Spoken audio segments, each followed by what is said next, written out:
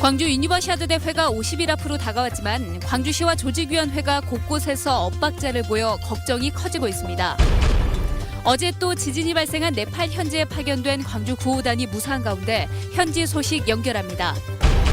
유네스코 기록유산으로 등재된 5.18 민주화운동을 알리는 5.18 기록관이 오늘 일반에 공개됐습니다. 종교적 신념 때문에 군복무를 거부하는 양심적 병역 거부에 대해 광주지법이 대법에 반하는 판결을 내려 논란이 재점화될지 주목됩니다. 여러분 안녕하십니까? 광주 유니버시아드 대회가 50일 앞으로 다가왔습니다. 대회 준비는 물론이고 흥행을 위해서 한참 분위기를 띄워야 할 때입니다. 광주시와 유대회 조직위원회가 한 몸처럼 움직여도 모자랄 판인데 손발이 잘 맞지 않는 모습이 자주 보여 걱정입니다. 김철원 기자가 취재했습니다. 지난달 김윤석 유대회 조직위 사무총장이 반기문 유엔 사무총장을 만나 대회 초청장과 성화봉을 전달했습니다. 유엔 본부 수장을 만나 유대회를 알리는 전 세계적인 이벤트였지만 효과는 미미했고 뒷말까지 많습니다. 대회 조직위원장인 윤장현 시장이 가지 않은 건지 아니면 배제된 것인지 그 이유가 명확하지 않기 때문입니다. 대신 윤 시장은 열흘 뒤 파페라 가수 임형주 씨의 초청으로 하버드 대학에서 일반 대학생들을 상대로 유대회 프리젠테이션을 했습니다. 아무리 엇박자여도 유대회 홈페이지에는 이 같은 시장의 홍보 활동이 나와 있어야 할 텐데 그마저도 찾아보기가 힘듭니다. 그런데 그 업무를 시에서 주관하고 시에서 다 일정도 시에서 잡고 지난달 유대회에 학생들 참여를 요구하는 공문을 놓고 한바탕 소동이 벌어졌습니다. 광주시가 표값을 지원해주는 조건으로 학생들 참여를 요구하는 공문을 각급 학교에 보냈는데 돌연 일주일 만에 없던 일로 하기로 한 겁니다. 광주시와 조직위 간에 또 한 번의 엇박자가 드러난 순간이었습니다.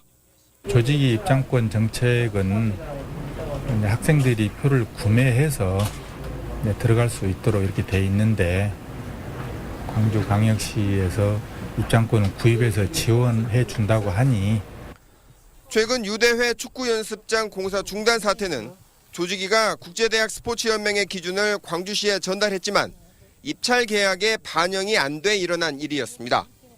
우여곡절 끝에 공사를 재개하긴 했지만 하마터면 국제적인 망신을 살 뻔했습니다. 그 피파 투스타 인증을 받는 이런 규정이나 기준이나 또 매뉴얼 같은 게 전혀 없었습니다. 그래서 저희들은 이제 피파 과연 투스타 인증이 뭔가. 광주시는 대회 개막 50일을 앞두고 광주시청 안에 종합상황실을 열 계획입니다. 하지만 유니버시아드 대회 조직위원회에도 상황실은 이미 있는 상태여서 자칫 또 하나의 엇박자 사례로 남게 되진 않을까 하는 우려가 나오고 있습니다. MBC 뉴스 김철원입니다. 지진 참사로 고통받고 있는 네팔 현지에 광주 구호단이 파견돼 있습니다. 어제 또 지진이 발생해서 지구촌의 많은 이들이 안타까워하고 있는데요. 광주 구호단을 전화로 연결해서 현지 상황 알아보겠습니다. 신준호 단장님 나오 계십니까? 네, 안녕하세요. 네. 경남자치병원 신준호 실장입니다. 네, 반갑습니다. 먼저 우리 구호단 안전이 궁금합니다. 혹시 다치신 분은 없으신지요? 네, 이 지진이 굉장히 심했음에도 불구하고 네. 건물을 산모 때문에 빠져나올 수가 없는 상황에서 굉장히 위험한 적은 있었고요. 네. 또 저희가 직접 이 캠프에 오지 못하시는 분들이 있어서 마을을 방문하고 있는데요. 마을 방문 중에 또 지진이 발생을 해서 상당히 위험한 적은 있습니다. 그렇지만 현재는 모두 다친 거 없이 모두 안전한 상황입니다. 네. 지금 구호단이 활동하는 곳에 진료를 받으러 오는 환자분들도 많이 계신가요? 주로 어떤 환자분인지도 궁금하고요. 예, 주로 오시는 분들은 관절 질환이라든지 위장관 질환들 이런 질환들이 많이 있습니다. 네. 그런데 이런 질환들 말고도요, 굉장히 중증도가 높은 질환들이 상당히 많이 오셨습니다. 어제는 며칠 전부터 비만 환자가 있으셔서 어제 출사를 하셨고요. 또 오토바이 사고가 상당히 심각하게 나서 구강외과 전문의 또 예상외과 전문의가 참여하여서 응급수술을 하는 일도 있었고요.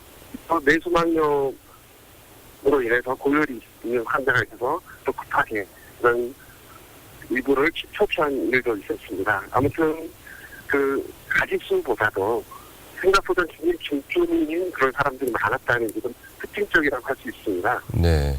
현지의 전기나 전화 사정도 안 좋다고 들었습니다. 환자들 진료하는데 어려움은 없으십니까?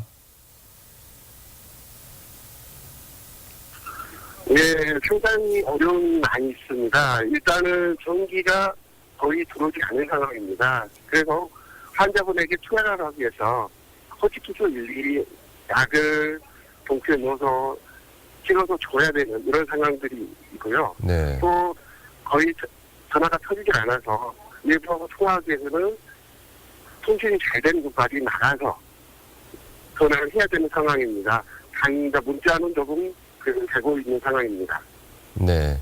지금 광주를 대표해서 현지에서 구호 활동을 하고 계시는 셈인데 마음가짐도 남다르실 것 같습니다. 예, 저희 여기에 참여하는 구단은 전남대학교 병원 직원과 119 구조대 그리고 민간 단체인 희망나무가 참여하고 있는데요. 저희가 이렇게 도움으로써 이분들이 웃음을 대가지고 있다면 큰 다행이 아닐까 싶습니다. 네네. 구호 활동 무사히 마치고 돌아오시기 바랍니다. 오늘 말씀 감사합니다. 네, 감사합니다.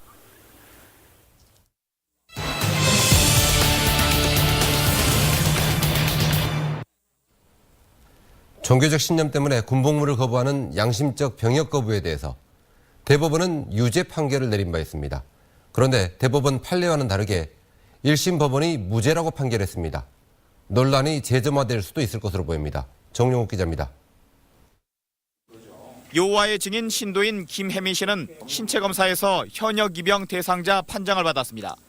하지만 집총 훈련을 반대하는 종교적 신념을 이유로 입대를 계속 거부해왔습니다. 여호와의 법과 국가의 법이 만약 상충이 된다. 그럼 어쩔 수 없이 저는 제 양심에 따라 이제 국가의 법을 지킬 수 없는 그러한 상황이 됩니다. 네. 김 씨를 포함해 병역법 위반으로 기소된 여호와의 증인 신도 3명에게 법원은 무죄를 선고했습니다. 재판부는 국방의 의무라는 헌법적 가치를 훼손하지 않고도 병역을 거부하는 양심을 또 다른 헌법적 가치로서 보장할 수 있다며 조화로운 해석이 필요하다고 밝혔습니다. 또 양심적 병역 거부로 교도소에 복역하는 인원이 전체 입영 인원의 0.2%에 불과해 군사력 저하를 탓하기도 어렵다고 설명했습니다.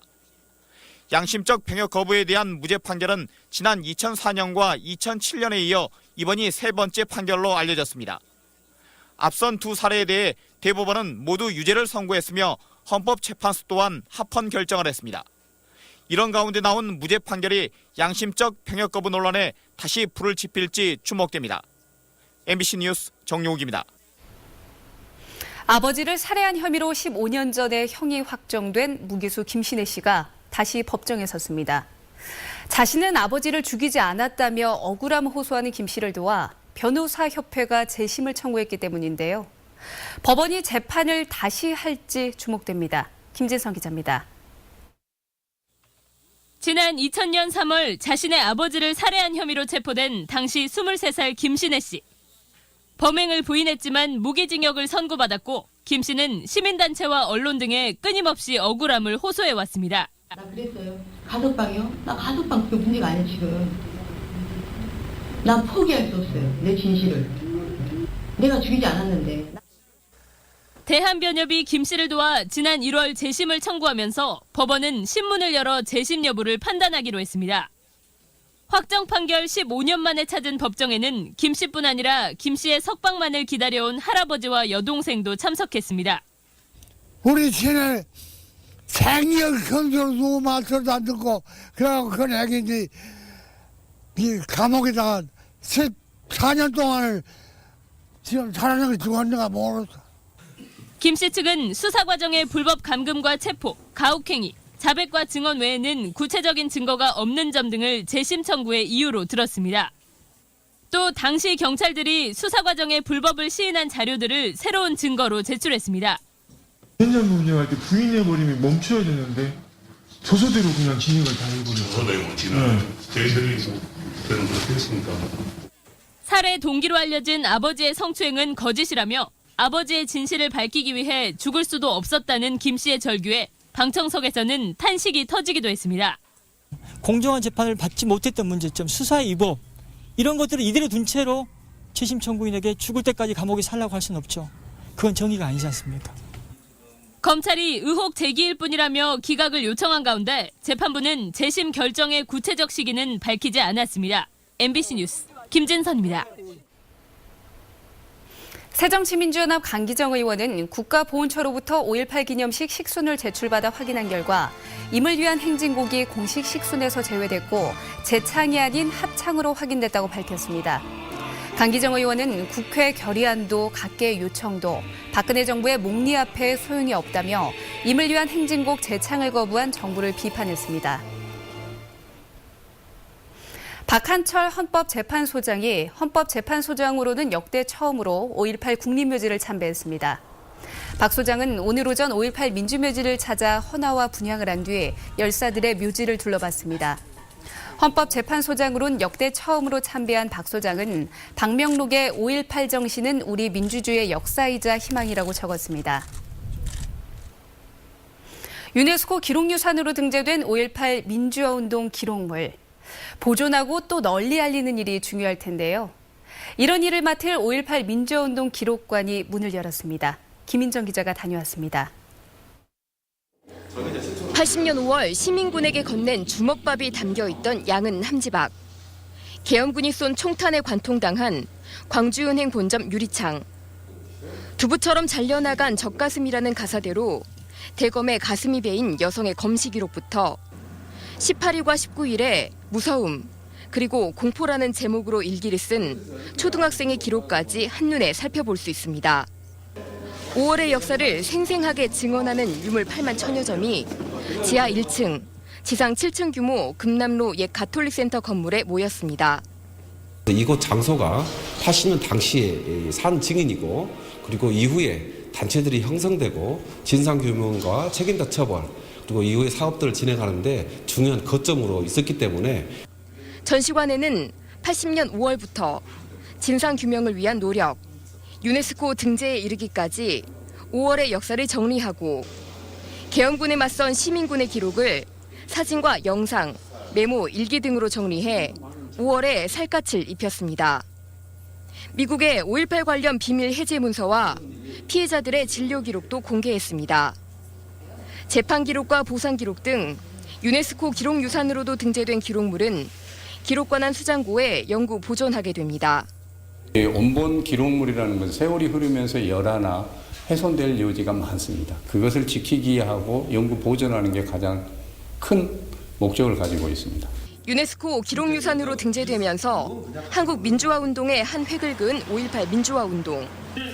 등재 4년 만에 기록관이 개관하면서 5.18의 역사와 위상을 널리 알릴 계기가 마련됐습니다. MBC 뉴스 김인정입니다.